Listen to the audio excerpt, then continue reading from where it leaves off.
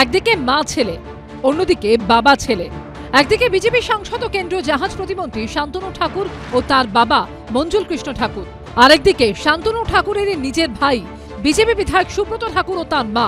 ঠাকুরনগরের মতুয়া বাড়িতে ফের ভাইয়ে ভাইয়ে কলহ, যার শুরুটা অবশ্য আগের প্রজন্ম থেকে। এই গোলমালটা 91 থেকে শুরু। তাদের কথা হচ্ছে কপিল কৃষ্ণ ঠাকুর এখানে থাকতে পারবে না, এটাই হচ্ছে গোলমাল, যে এখানে থাকতে পারবে না। কপিল কৃষ্ণ ঠাকুরের পুত্র সন্তান নেই এবং মঞ্জুলের দুটো ছেলে, তারাই এই অধিকার, তাদের রক্ত গায়। তারপর ধীরে ধীরে এই গোলমাল হতে হতে হতে হতে হিউজ পরিমাণে তারপর 2011-তে ও এমএলএ হলো, এমএলএ হওয়ার পর মিনিস্টার হলো এবং সেটা হওয়ার পর আরও মানে অমানসিক অত্যাচার শুরু হলো। ঠাকুরনগরের এই মতুয়া বাড়ির দুই ভাই কপিল কৃষ্ণ ঠাকুর ও মঞ্জুল কৃষ্ণ ঠাকুরের বিবাদ আগেও শিরোনামে এসেছে। কপিল কৃষ্ণ ঠাকুরের স্ত্রী মমতা ঠাকুর বর্তমানে তৃণমূলের রাজ্যসভার সাংসদ, তার মেয়ে মধুপর্ণা ঠাকুর তৃণমূলেরই বিধায়ক।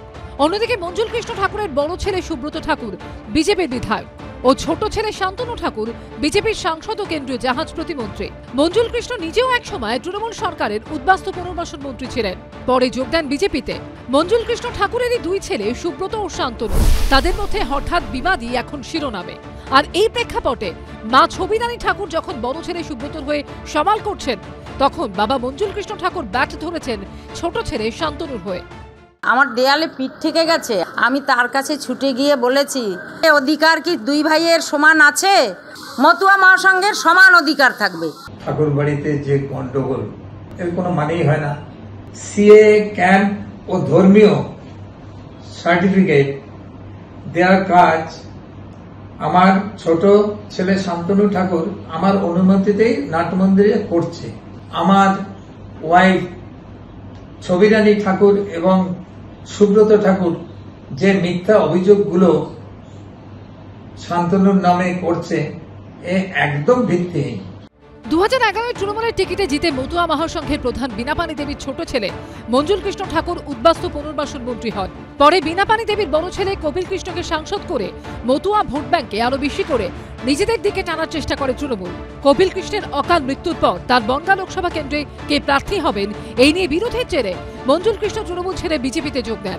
পাল্টা তৃণমূল দাঁড় করায় কপিল কৃষ্ণের স্ত্রী মমতা ঠাকুরকে।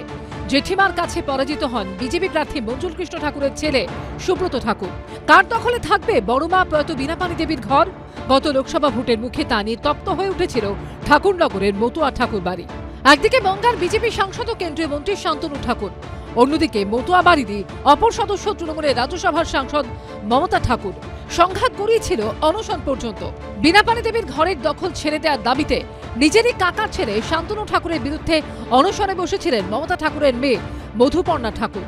ভোটের প্রচারে উঠে আসে ঠাকুরনগরের মতুয়া বাড়ির পারিবারিক দ্বন্দ্বের প্রসঙ্গ। এবার বিধানসভা নির্বাচনের আগেই শিরোনামে সেই মতুয়া বাড়ির সংঘাত। সমীরণ পালের রিপোর্ট, এবিপি আনন্দ।